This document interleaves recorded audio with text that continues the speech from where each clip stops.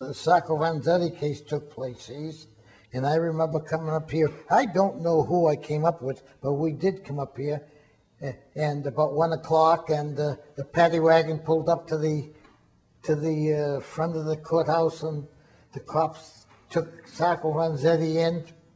And I remember the night Sacco and Vanzetti were executed. About 7 o'clock at night, this guy came around.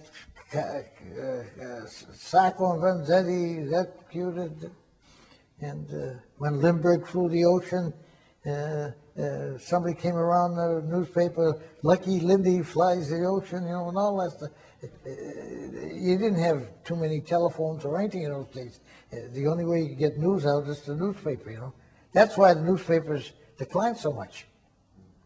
I think Vanzetti was about 1927, wasn't it? Yeah. I was just a kid then.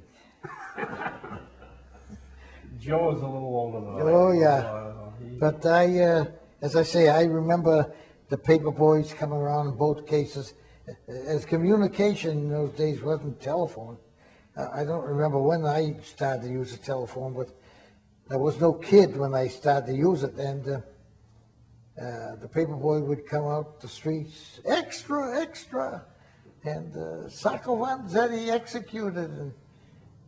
And I told you that I'll never forget, because I was playing ball with my cousin Arthur Capone, and the Campanella boys used to have the fruit, and they were selling fruit to my mother, and paperboy came along, Lucky Lindy flew the Atlantic, and that was really a big thing.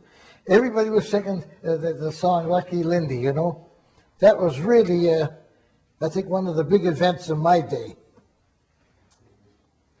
They had another restaurant down on High Street, Marshall's.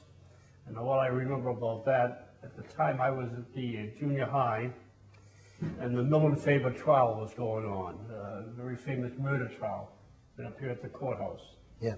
And they used to march the jurors down to Marshall's in the square to have lunch and things like that, and back and forth. And I can remember there were police in the front and police in the back and so on.